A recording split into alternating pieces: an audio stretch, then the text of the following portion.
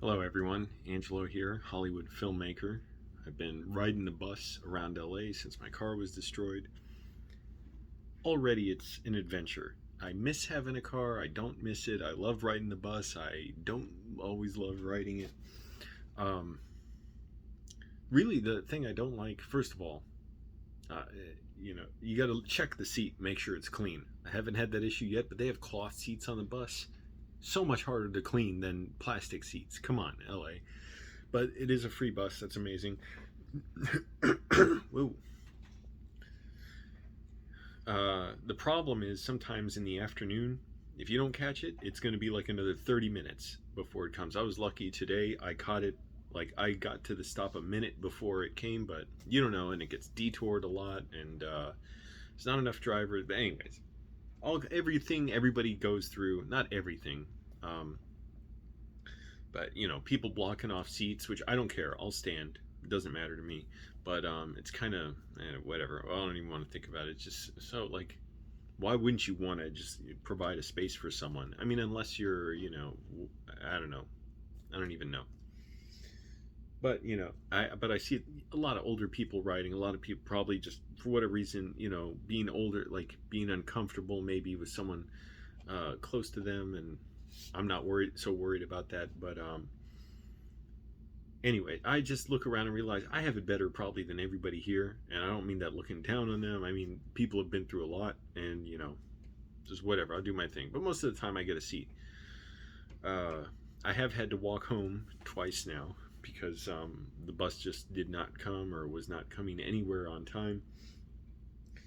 And oh my goodness, I had to go to the bathroom when I was walking home once, and the other day I went to a coffee place. I had to get a little egg, whatever thing you hold in your hand. What are they called? Frittata or something? I don't know. Quiche. And as I left the bathroom, this girl like is walking in as I'm leaving, and I said, "Excuse me," and I wasn't even trying to be rude. I just said like, "Oh, excuse me." Like I just say it as just it's a habit. And I was holding the door open because it was kind of heavy; it would swing closed, and she's just like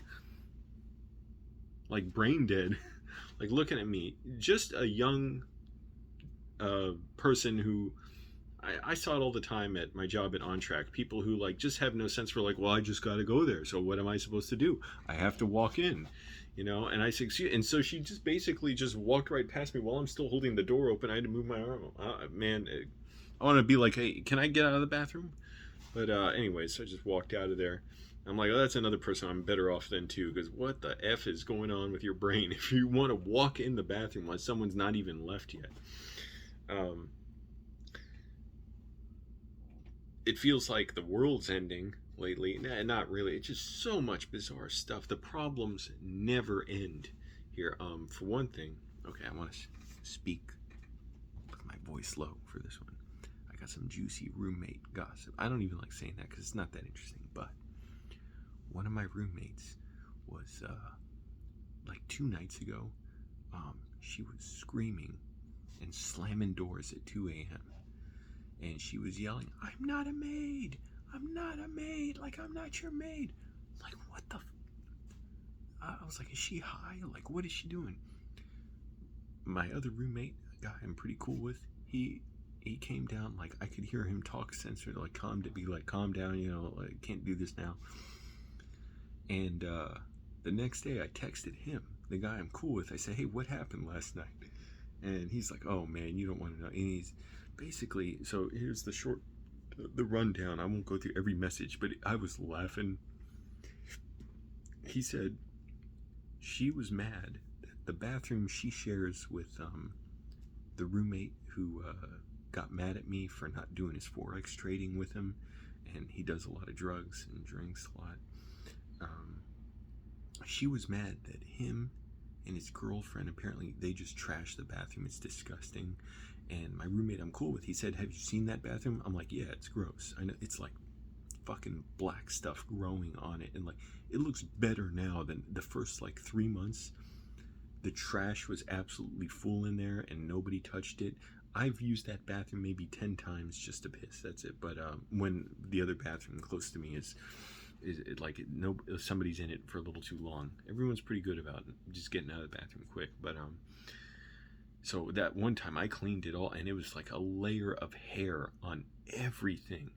And that toilet, you can't even scrub it clean. It looks like there's shit at the bottom of the toilet, but it won't flush down. Anyways, not a streak on the bowl, just shit sitting there. I'm like, how is that possible? Someone even took the toilet brush out of our bathroom, put it there. I'm like, I'm not even gonna bother about it. I just bought a new toilet brush, put it there. But anyways, he was saying, yeah, the bathroom's filthy. They trash it. Maybe they're deliberately doing it. I don't know, because they're having a problem with the girl here, and so that's why she was screaming. And so my roommate that I was cool with was saying, he's like, dude, like I would have a problem with that too. You know, we use the good bathroom, but he's like, I kind of understand why she was yelling. I'm like, damn. And he's like, yeah, fucking, you know, the drug guy, like, you know, he just you know, he used to like steal toilet paper from our bathroom apparently, or I don't know if I was here when that happened or not, but I was like, oh yeah, me and the other guy here with the dopey girlfriend, but me and him, we talked and we just said we bring our own toilet paper to the bathroom because we don't like whatever's going on with the toilet paper in there.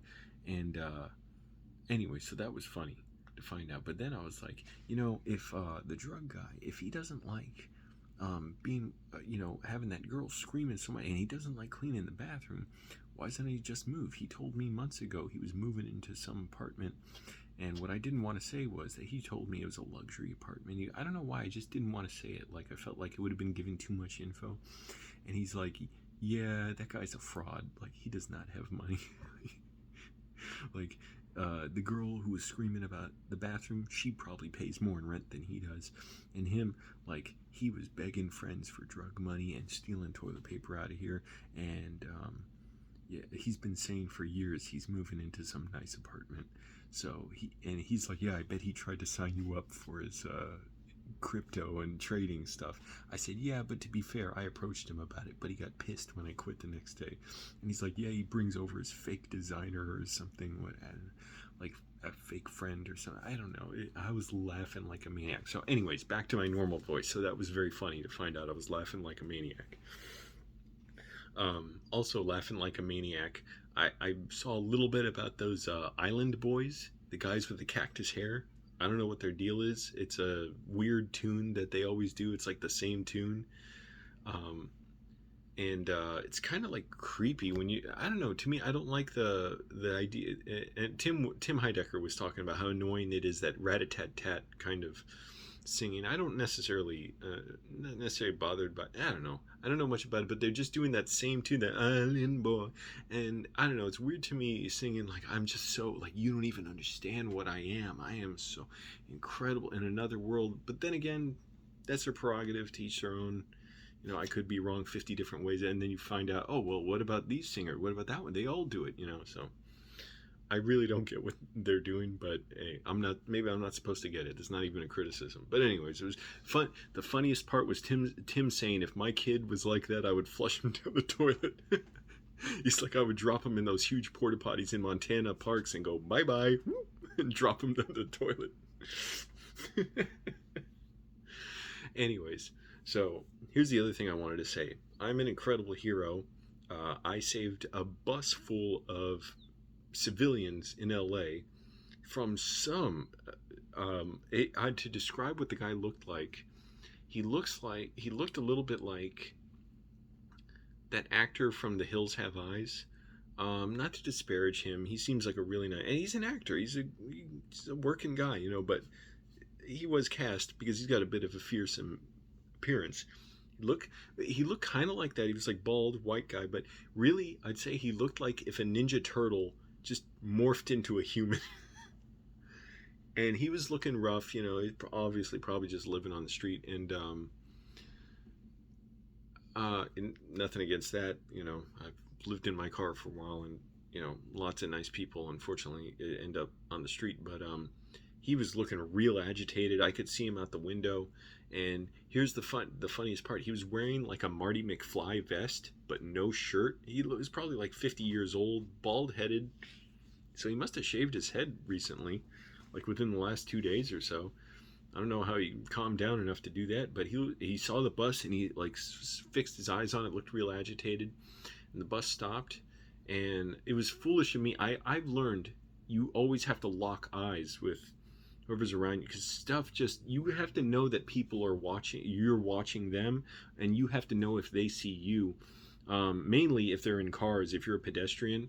But anyway, so I didn't know this, so I'm just looking forward. I'm like, oh, screw it, I don't want to look like a scared passenger. I'm looking out at the weird guy, and all of a sudden I hear the bus driver yell, hey, what, like he yells something, and I hear something behind me, some talking. I turn around, it's that guy with a Marty McFly vest, no shirt, and he's just yelling at this little lady who's got like a walker or a stroller or whatever you call it, sitting behind me. And I got up and I yelled at him. I said, what did I say? I just said, hey man, back away, get away. And he looked scared. He like stopped, and I was kind of scared too, because I didn't want to have to. I should have been ready to fight in case, because you don't know if he's gonna stab you or what. But I just yelled at him. I'm like, hey, get it. And he was like, and I said, come on, go, get out. And I literally said, I'm not kidding, I said, yeah, God bless, have a good night. And he walks down, and I assume, and again, foolish, you never turn your back to an opponent, that he walked off the bus. So I got back to my seat, and the bus doors didn't close. And I was sure the bus driver would close the door if the guy got off. So I look back, and he's like holding on to there's a railing or a handrail right by the door. He's like holding on like this, like he's kind of scared. And I walk back over there. I'm like, go, get off, whatever. And then I see another guy on the bus like step up to kind of back me up. But yeah, anyways, I yell at him, get off, whatever. And he got off, and I stood there for a few seconds, make sure he got off. I walked back, and the bus driver closed the doors, and people were like, good job, man, thank you. I said, you're welcome. And I kind of wanted to ask the person, are you okay? Just some acknowledgement of the little lady that he harassed. But and when he was harassing her, she didn't react at all. She just looked straight forward. Obviously she was scared, because like she's not going to be able to defend herself, and I think she just didn't want to provoke him. And unfortunately, it's like a lot of people, like what choice do they have but freeze up? Don't try and agitate the guy.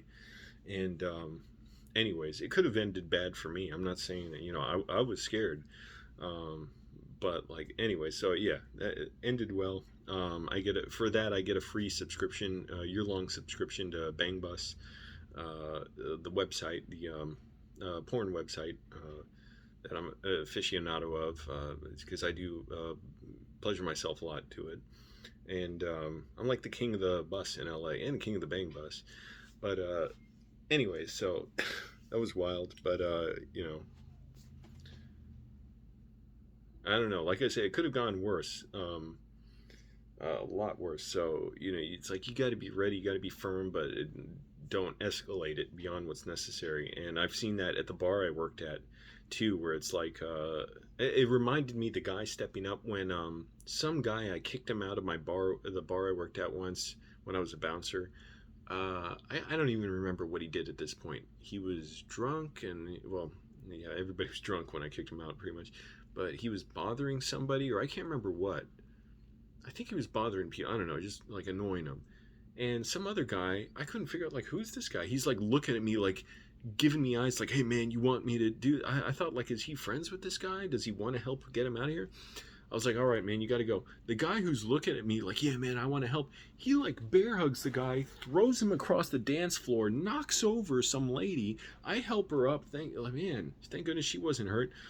And like, he just wanted to be a vigilante and help me, and it just made it 10 times worse. And so now I got to deal with him and the other bouncers trying to help out. And so I kick out that guy, then we got to kick out the other guy, and we ended up kicking him out, and it wasn't a huge thing, but yeah, that was messed up. Anyway, so that kind of what it reminded me of, to see the other guy step up, which, yeah, good to have help. But that's the problem with situations like that. You don't know if the other guy is going to make it 10 times worse, and then is it self-defense if the guy who was harassing someone, if he lashes out at him, does something, if he went too far, it's like, oh boy, the best to just end the situation quick. That's why I said I shouldn't have turned my back. I should have made sure he walked off the bus, and that the bus driver had the all clear. I could have said, hey man, you can close the door now or something. So anyways, lesson learned. But The other thing I was thinking, oh, and my writing, oh my goodness, I'm like humiliated. I have an assignment due tonight. I turned it in. I turned it in last week, but I rewrote it this week as practice. We're trying to hit certain targets with our writing, like specific tools. Like in one type of writing, you're just trying to set up a conflict. In another type of writing, you're trying to escalate the conflict. In another type of writing, you're writing what's the worst thing to happen to this character based on who they are. In another one, you're trying to set up a mystery. And it was just, I struggled with it, and I did a lot of work on it, but I thought it still had problems. I had it tested with another student in class, and they're like, yeah, I still don't know what the question you're posing is, what the mystery is. And I'm like, the story kind of got better, but that didn't matter. It's not a part of the assignment. So literally anyways, I'm like, oh, it's humiliating, but and I'm like, well, this is what I wanted. And also, I'm probably not going to get it right the first time out. But I'm like, this is what I wanted. I mean, like, broadly speaking, I wanted a challenge. I wanted it to be tough. I want to go through the process of becoming a screenwriter. And part of that is failing and trying hard and trying again, and being willing to accept failure without, tripping about it and getting an ego about it, getting on the bus and yelling at some old lady about it. Maybe that guy, that was his problem. He was a failed screenwriter. Actually, probably isn't that unrealistic in LA. um, anyways, but I was saying, I think it feels like the world's ending. It's so stressful seeing all this bad stuff happening around me. Not even just to me, but although I was walking home or walking to the bus yesterday, I think, and this guy, this nut, he was in a driveway. I would assume his driveway, nice looking place. Their car in the driveway, and he's just like flailing and stuff. He grabs a gas canister, throws it, lands right in front of my feet. I was like, whoa, what? I don't even think he knew I was there. And there was this other guy, rough looking guy I saw at the bus stop the other day. He's like laughing and playing with it. He's like, oh, whatever. Like, just indescribable human interaction. I just walk away, and I'm like I said, you really have to look everywhere. I nearly got hit by a car on a live stream walking down the street because this driver was waiting to turn right. The traffic was coming left, so he's looking, and he didn't even notice me there until he pulled out and stopped. And I'm like, oh, you really cannot take for... And I have been hit by a car doing that, although it was like at 2 miles an hour, so I just cussed at the guy and walked away. But you really have to like look at people's eyes when you're in a crosswalk. Do not assume they're not going to hit you. I could have been hit by another car too, and I'm used to being in Virginia where drivers, there are a lot of bad drivers there, but there's just so many more people here probably shouldn't be driving, and like how you don't check both ways just like escapes me. When I had a car, I was so careful about going out like 2 miles an hour past anything, out some alley with a gate or anything I couldn't see past. So if anybody's walking along or riding quickly, they can see me creeping out, so they have a chance to slow down even if I can't see them, and I can slow down. But anyways, somebody I know was hit by a car the other day, and I was stunned, like I couldn't believe it, and it's just sad. They're alive, they're recovering, but they have like a broken hip or something, and I think a broken knee too, and they said they're in a lot of pain, and they're out walking their dog, and the dog's okay, and they're gonna recover, but that's a painful thing, man. That's gonna be a long recovery, and it's just sad.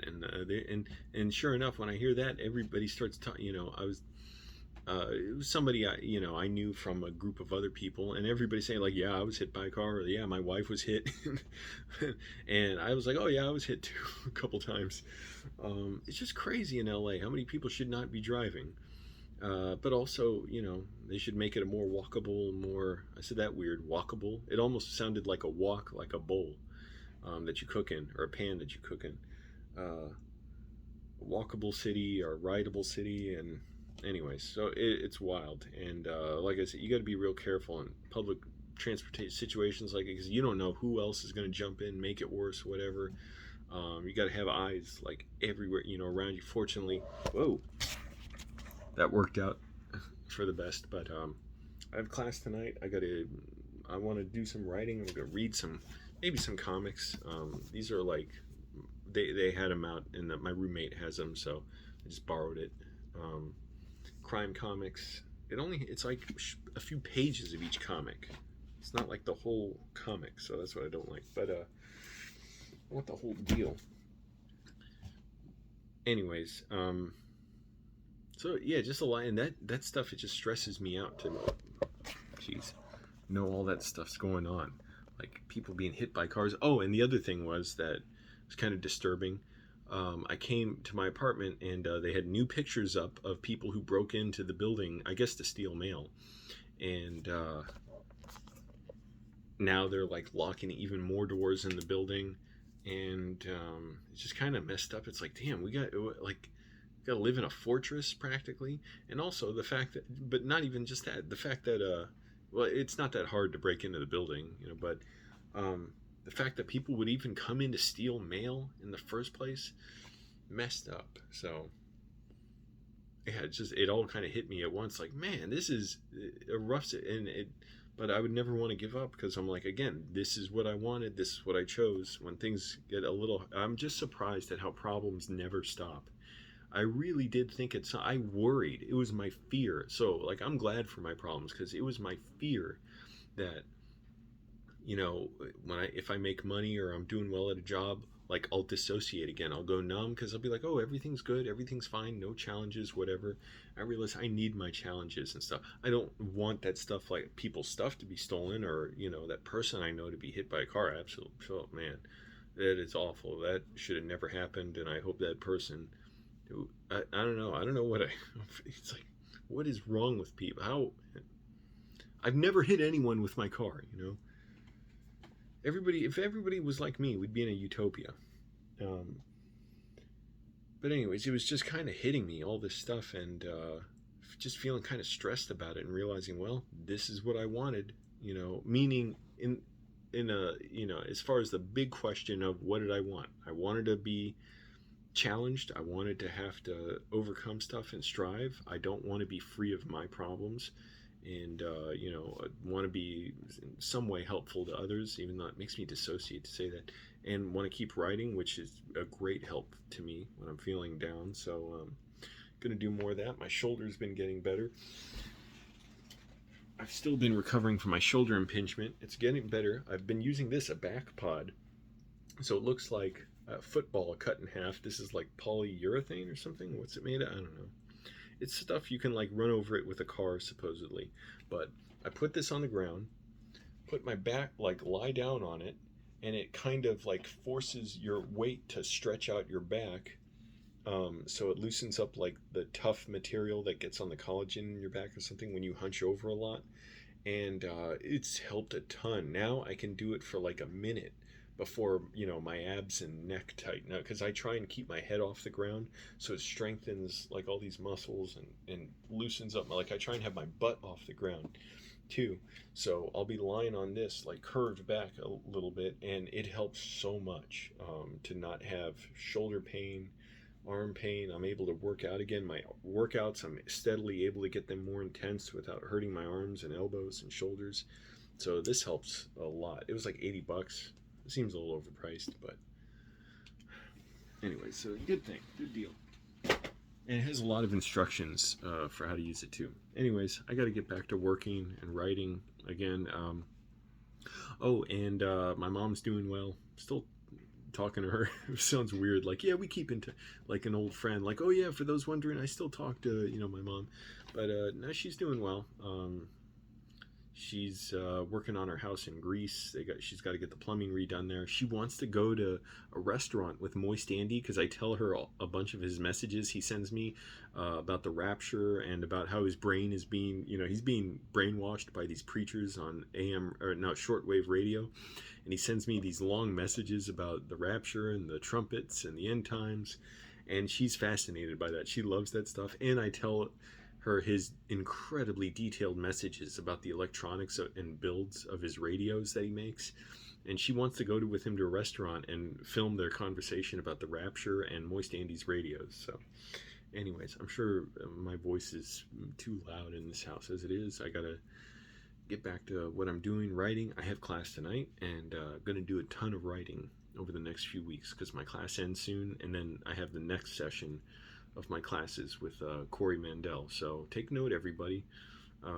This is what it looks like while a screenwriter is in their development process, and then you can watch these later and see, oh, this is how Angelo, wrote all these movies that, these guys like Aaron Sorkin and I don't know many screenwriters' names.